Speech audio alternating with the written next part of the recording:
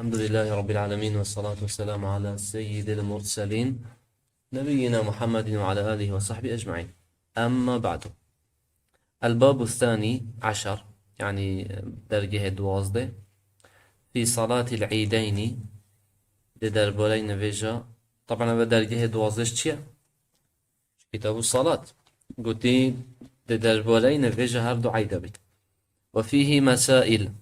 وچند بابتك تدهي. والعيدان هما قلت هردو عيد يعني شا؟ قلت أفنا عيد الأضحى وعيد الفطر، عيد قربان وعيد رمضان، وكلاهما له مناسبة شرعية. قلت هردوكا هريك جدا جدا هل كفتك شرعية بهي. فعيد الفطر بمناسبة انتهاء المسلمين من صيام شهر رمضان. قلت أججنا رمضان بوجه تتكرن، قلت وي مناسبة كو أفا بصرمان بدمايك هاتنش رجيت هيبا رمضان. والأضحى أما يا قرباني بمناسبة اختتام عشر ذي الحجة، قلت مناسبة بدمايك هاتنا هر دهت ذو الحجة. وسمي عيدا، قلت نافي هات يا دانان ويك عيد بوشا لأنه يعود، چونك الزفرد ياش عاد يعود عيدا هاتي يعني الزفردا، ويتكرر في وقته وهر سال دبارت بيتن وقت خدا. المسألة الأولى حكمها ودليل ذلك. مسألة ايكي بابت ايكي حكم نفيج، يعني نفيج عيد ودليل به. صلاة العيد فرض كفاية، ونفيج عيد فرض كفاية يعني بدوية هندك برابن. إذا قام بها البعض وتكر هندك برابن سقط الإثم عن الباقين، هنجي قنهد السرية موي رابطة. وإذا تركت من الكل أثم الجميع، قلت أجر همية هلا همي دي قناه كاربن، لأنها من شعائر الإسلام الظاهرة. چونكي هندك عيدا فيج عيدا اش نشان و درشمت إسلامتية يد أشكرايا يد برجاوة. ولأنه صلى الله عليه وسلم داوم عليها، وبيغمبري عليه الصلاة والسلام بردوامي سركري، وكذلك أصحابه من بعده، هر صحابة توجي بشتوي بردوامي سرنفج عيدا كري. وقد أمر النبي صلى الله عليه وسلم بها حتى النساء، قلت بيغمبري عليه الصلاة والسلام أمر ابن فيج عيدا كري حتى أمر جنكاجي كري، إلا أنه أمر الحيض باعتزال المصلى. بس بيغمبري عليه الصلاة والسلام وقت أمر جنكاجي نفيج عيدا حاضر بن، قلت بلا أود بين فيجاهية دا نأت النبجه نفيج دا يا جدار فيجه نفيج بيتن. وهذا مما يدل على أهميتها، وتفائي كشوان دليلها كنت بنا بلجاء السر جرنجيا نفيج عيدا، وعظيم فضلها والسر مزناهية خيروه، لأنها إذا أمر بها النساء، چونكي وقت پیغمبر عليه الصلاة والسلام أمر جنكاب كاتنو بهن،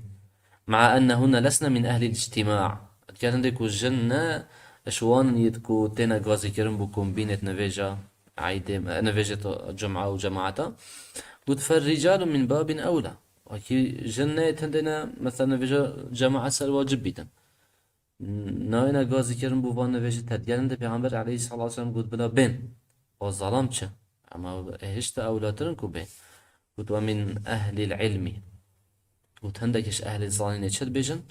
من يقوي كونها فرض عين، قلت هندك شوان بجن هم أفا دليلك جلك قوية كو أفا فرض عينه، يعني واجب سر خركة ناكو سر ديك تنبينا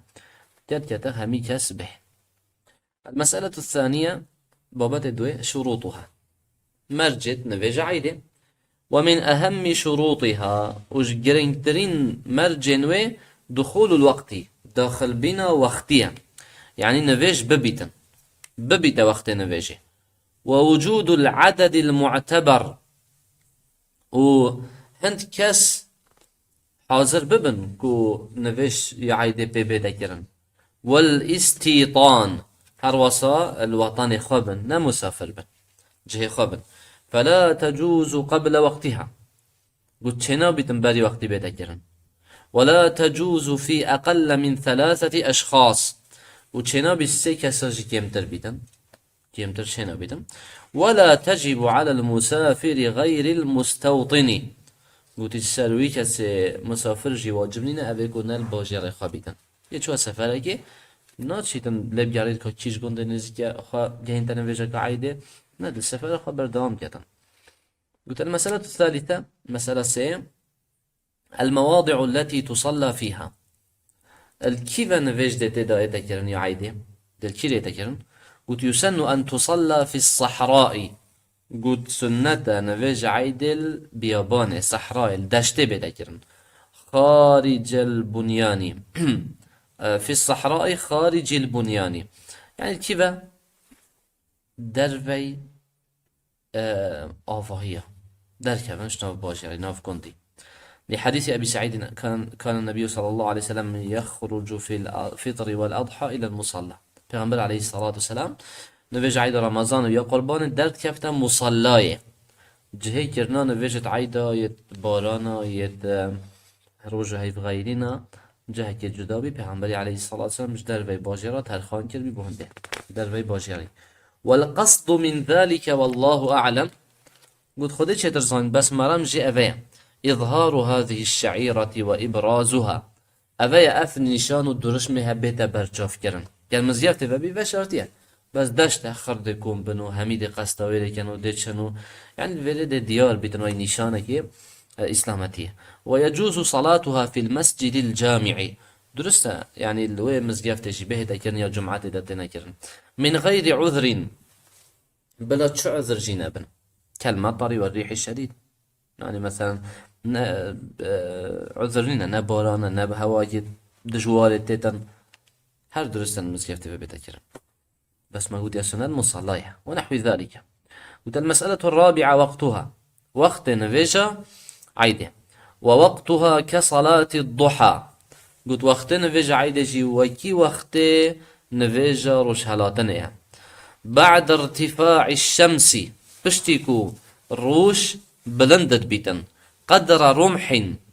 قدر رمكي إلى وقت الزوال حتى بيت وقت خاربين روجه يعني بري روش خارب بيتن حتى بري روش خارب بيت وقت بيها. طبعا موجود وقت صلاة الضحى كان جاء 10 دقيقة شاركة بشتي روش حالاتنه و 10 دقيقة شاركة عم بيجن 10 دقيقة بري نفيجاني فروجي ناتشي بيتن نویش بین کردنگی وقت کراهته يعني حتى 10 دقيقة بري نویجا نفر وقت نویجا عيده حتى 10 دقيقة من بو نویجا نفر لأنه صلى الله عليه وسلم وخلفاؤه كانوا يصلونها بعد ارتفاع الشمس. چونكي پیغمبر عليه الصلاة والسلام وخليفة ويت راشد بشتي بلند بونا روجي نویجا عيده كر. ولأن ما قبل ارتفاع الشمس وقت نهي چونكي بري روش بلند ببيتن وقت چيا وقت نهي مكروه ما يسر في بابتي آخفتي بش روجت هالتا حتى قدر الرمكي هالت بلند بيت وقت مكروه. ويسن تعجيل الأضحى في أول وقتها سنة نفيجا عيد قربانه الدسبيك وقت ببتكرن زي بشتيكو 10 دقيقة لسر روش هالاتن وچون تاريكي چو بتكرن ويقوى 20 دقيقة چن ودكن قلتي وتأخير الفطر والسنة نفيجر عيد رمضان بتغيير كرم لفعله صلى الله عليه وسلم شكي بيغنبري عليه الصلاة والسلام يوكري.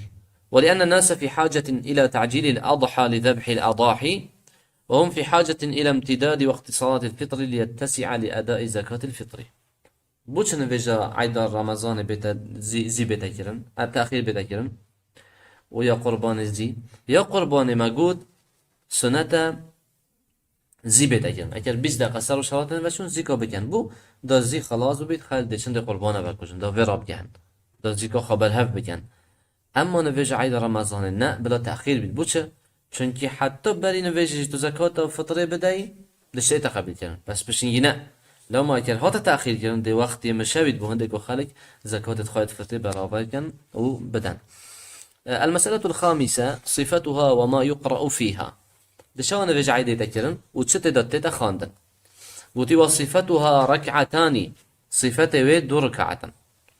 قبل الخطبة بري خطبة نوكي نفجا يعني جمعية أنا نفجا جمعية خطبة خوين باش دو ركعات بس فيري دو ركعات دينا كرم باشي خطبة ديتا خاند لقوله عمر شبال قلنا إمام عمر صلاة الفطر والأضحى ركعتان نفجا عيدا رمضان يا قرباني دو ركعة ركعتان يعني هالك شوان دو ركعة تمام غير قصر على لسان نبيكم وقلت أفناك أو ما يذكرت جريد بيد ركعة نهم تماما وصنا أصلا وان ركعة وقد خاب من افترى أو كاس خسارات ببيتن أو ببختيا بديف بيغنبالي باتنت عليه الصلاة والسلام أو ديف بديني باتنتن قلت يكبر في الأولى بعد تكبيرة الإحرام والاستفتاح قلت بشتي الله أكبر داخلين فيجد بيتن أهاب بشتي وقبل التعوذ وبالي بيش نعوذ بالله من الشيطان الرجيم ده صفات حبكت وين في بالي ده دشان تكبيرات بيشن ستا شش تكبيرات وفي الثانية قبل القراءة 5 وتركعات دويدا وقت الله أكبر السجدة رابين بيجيت وبشتاخر راستية بالي ده الحمد بك دشان الله أكبر بيشن بينجا غير تكبيرة القيام جبلي تكبير رابيني تو سجده دوی وقت خلاص بتشد بشه الله اکبر دا بدن بیاش بره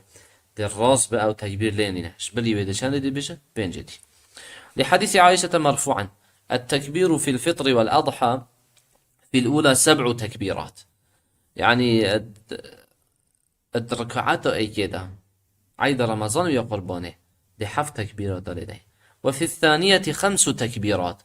وتركعات دويدة دي 5 تكبيرات لديه سوى تكبيرتي الركوع جبلي تكبيرة الركوع يعني وقت تحفت ليدان تتجرى قديش بيجي الله أكبر باش بركوعه طبعا بشي الحمد خادي خوينا دي سورتك خوينا شنو بيجي الله أكبر شي ركوعك أما بس بري كان بري الحمد يعني ويرفع يديه مع كل تكبيرة وقلت ديال هر تكبيرة كده دست قابلنت كتن لأن النبي صلى الله عليه وسلم كان يرفع يديه مع التكبير پیغمبر عليه الصلاة والسلام دست خواهر دوی بلندت کرن ديال چه؟ ديال تكبير وعند علماء في حادثة ضعيفة يعني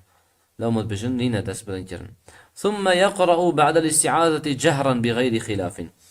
قلت بشتينجي وقت تكبيرت خوا خلاص کرن دبت أعوذ بالله من الشيطان الرجيم ودي خواندن أو يا قرآن بدنجي بلند بيت چه خلاف جدوه داننا هم علماء بجن ويقرأ الفاتحة ودي فاتحة خنتن وفي الأولى وتركعته أي كده بشتي فاتحة دي خنتن بسبح اسم ربك الأعلى سورة أعلى دي خنتن وفي الثانية بالغاشية ركعته دويدة دي سورة غاشية خنت بشتي الحمد لقول سمرة كان صلى الله عليه وسلم يقرأ في العيدين سبح اسم ربك الأعلى وهل أتاك حديث الغاشية پیغمبر عليه الصلاة والسلام نوجد عيدة دا ركعته أي كده سبح اسم ربك الأعلى تخاند وتيا دويدة هل أتاك حديث الغاشية وصح عنه صلى الله عليه وسلم أنه كان يقرأ في الأولى ويا صحيح بوي أتندى حديث هذا پیغمبر عليه الصلاة والسلام تركعته أي كداش نفجع عيدة كيش سورة تخاند قاف والقرآن المجيد وفي الثانية وتركعته دويداش تخاند اقتربت الساعة وانشق القمر سورة قمر أفجيعي ومروف ديش كده كيش شوان خوينتن قلت فيراعى الاتيان بهذا مرة وهذا مرة عملا بالسنة قلت أوج دي تشكتن دي عيدك بنو من عيدة رمضاني ركعته يسبح اسم ربك الأعلى ركعته يدوي هل أتاك حديث الغاشي عيدة قرباني دي تشكتن دي مثلا يدي خوين قاف ركعته دوي اقتربت الساعة سورة القمر ينجي بالعكس بوش قلت مع مراعاة ظروف المصلين فيأخذهم بالأرفق بدویا چاوت علی به ظروفت نوشته را بهش نوشت کن یا صانعیتر بوانه بهش به حل بجره مگو سنت نوشته عیدا قربان هم جیب کن شنی تو قاف بخوین و اقتربت الساعة تو زینا خلاص بانه ایزن یا ارفقتر بو حالی آن نوشته قربانه دا عیدا قربانه تو یتکرتر بخوینه سورة اعلا و غاشیه والحمد لله رب العالمين.